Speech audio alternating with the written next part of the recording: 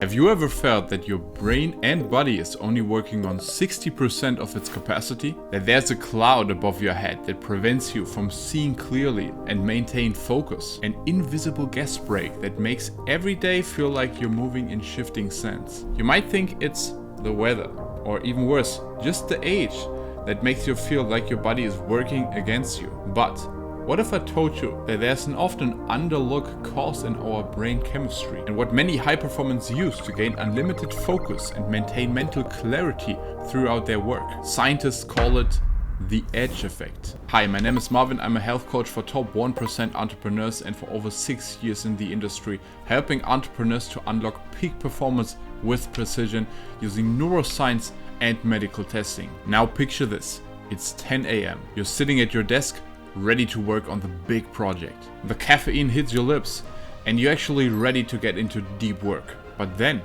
it seems like there's a lock in your brain, like having a blackout that you may know from school or giving presentations. You actually want to write something, but your brain won't execute. And it's the same phenomenon what copywriters and authors know as a writer's block, or what many professional athletes experience when they miss actually easy shots. And it's the same phenomenon that speakers often fear when they have to present, but they stumble on words and experience that kind of mental blackout. And the reason for that is pretty simple, and it's due to an imbalance of certain chemicals inside our brain.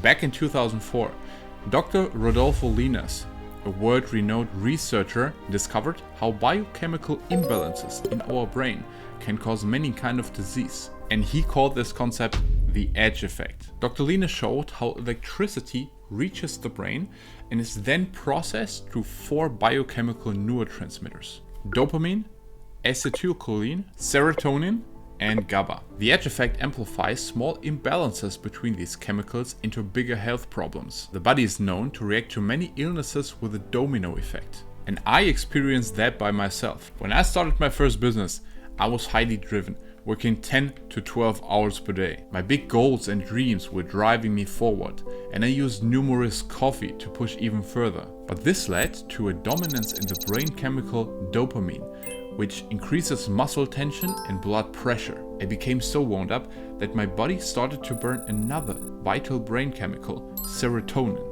And a lack of serotonin leads directly to insomnia, because the body doesn't have the material to produce important sleep hormones. And when serotonin levels fall, your carb cravings go up.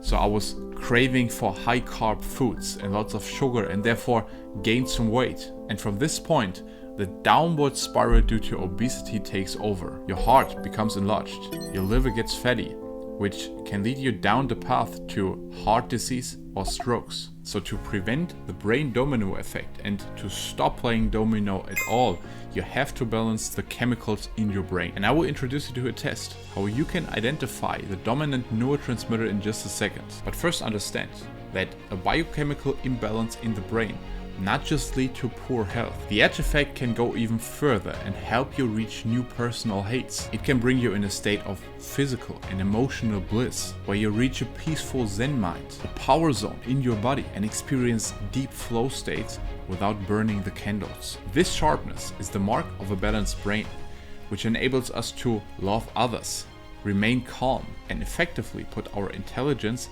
to its best possible use. To achieve that with my entrepreneur clients, we follow exactly 3 steps.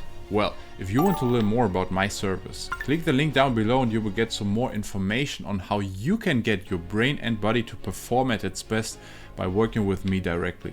The first step is to identify the dominant neurotransmitter. We mainly look for the 4 major chemicals: dopamine, serotonin, acetylcholine, and GABA. At that point of time, there's no actual medical test how you can go inside your brain and directly measure the neurotransmitters. But there's a reliable quiz that determines which of the neurotransmitters is dominant in your brain. Because our neurotransmitters are also responsible for our personality. A person who tends to be more extroverted has likely more dopamine, while the introverts tend to have less dopamine. A person who's intuiting tends to have more acetylcholine, while a sensing person tends to have less. A judging person has mostly higher GABA levels as a perceiving person, and feeling-oriented personalities tend to have higher serotonin compared to a more thinking person. So let's get more specific. Dopamine is responsible for energy and drive. If you're dominant in dopamine, you're among about 17% of the population. You're fast on your feet, self-confident, and you thrive on energy. But take care, it's possible to have too much of a good thing. Producing too much dopamine will make you impulsive and overly driven. You will burn up other chemicals such as serotonin, which then leads to poor sleep, which then leads over time to chronic fatigue and a loss of memory. The next dominant type is acetylcholine. People with this nature are highly creative and also present around 17% of the population. This nature is decoded to make something the best it can be, no matter how much effort it requires. A balanced acetylcholine nature is intuitive and innovative, but individuals who produce an overabundance of it might have the feeling that the world is taking advantage of them. So an accumulation of acetylcholine is linked to anxiety, while on the other side, people who are experiencing an acetylcholine deficiency, early signs of a deteriorating health are linked to memory loss. Physically, you experience sensory loss, and mentally, you've lost your enthusiasm for life and may get forgetful. But maybe your personality nature is characteristic by a GABA dominance. Almost 50% of the world's population share this dominance. GABA is related to a calm nature. You can be counted on to show up to work every day and be there when others need you. When your GABA is in balance, your feathers remain unruffled when chaos is swirling around you. However, producing too much GABA ratchets up your nurturing tendencies. If you're GABA deficient, you react with things like allergies, restlessness, feelings of dread, blurred vision, and various anxiety disorders. Also, serotinnitus can be a sign of GABA deficiency, and people tend to use often alcohol as a replacement for that. The last one is the playful serotonin nature. Serotonin helps you to resynchronize your brain so that every morning you begin with a fresh start.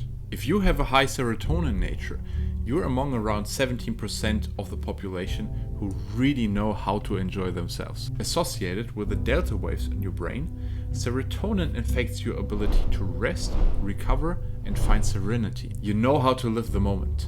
You're a realist, keenly responsive to sensory input. Yet, at the same time, you can be impulsive. But producing too much serotonin can make you nervous. You become hesitant, distracted, vulnerable to any kind of criticism, and morbidly afraid of being disliked. Whereas low serotonin wrecks your sleep, leads to mood swings and depression, and sexual delayed response. An unbalanced serotonin nature starts off with a loss of enthusiasm for work or your favorite activity. For the first time in your life, you have to give yourself a pep talk to enjoy yourself. You figure you better get some more rest, but the deep and restful sleep that previously came easily to you is now elusive at best. Some nights you don't sleep at all. In result, when you're at work, you're not getting really much done. The doctor first doesn't seem to be overly concerned. You're just one of his many patients that get afflicted by the modern world, working too much and playing too hard. He believes that all of your symptoms are related to stress, and he reminds you to take more care of yourself and lose some weight. So you start following his advice with a low-carb diet. And this brings oil to your fire and kicks the domino even further. Because a low-carb diet is known to lower serotonin even further. So when I have a client with a serotonin deficiency, we use a carbohydrate intake to increase serotonin, which will then lead to a better metabolism, better sleep, and overall better health. But what's the reason for these deficiencies? To figure that out, I then go to step 2 with my clients, and these are medical testings. To give an example, 90 to 95% of our serotonin is manufactured in the gut. So if you have a poor gut health or there's some other issue in your gut, this can be the root cause of a serotonin deficiency. So I provide a gut health test for my clients to their home, which they send then back to a laboratory. And in addition to that, we make an advanced blood work to identify missing nutrients. By completing these simple medical tests, we can quickly identify the root cause of these deficiencies and then move on to step number 3. And this is rebalancing the brain. There are certain medications to replenish these chemicals, such as SSRIs, who are used for people with a depression and a serotonin deficiency to even elevate serotonin again. But as always, medications come with huge side effects, such as SSRIs, who are known to lower testosterone, which then can lead to symptoms of depression. So we take another path. Let me tell you the story of my client Thomas. He's a franchise owner and a highly driven individual. But despite his drive for success, he couldn't get out of bed in the morning. The alarm rang, but his body felt so heavy, and it took him numerous times hitting the snooze button until he finally had the energy and motivation to get up. Even if he committed himself to meditate in the morning and follow a quick morning routine, he didn't have the energy to follow this. And this was due to a lack of dopamine. So I created him a meal plan using the dopamine diet. So eating foods which are high in phenylalanine, which is known to elevate dopamine levels. For example, instead of eating oatmeal for breakfast, what he did previously, what actually lowers dopamine and increase serotonin and relaxation, so in this case makes him lethargic even more. We switched the diet to salmon, eggs and turkey, and we implemented cold showers and later on even ice bath, because we also know from science that cold exposure can elevate dopamine levels up to 200%. So after identifying the dominant neurotransmitters, we can then use certain foods, supplementation, routines and even exercise protocol to rebalance the brain. And if you want to experience the edge effect and rewire your brain to be able to gain unlimited focus, endless energy throughout the day, then simply click the link down below and book a call with me or my team. And in addition to that, I also created for you an assessment that you can do now with a simple questionnaire to identify your personal dominant neurotransmitter. You will find it down in the description of this video. I hope you got some value out of this video. If so, give it a thumbs up and subscribe to that channel. That's it for today. See you soon.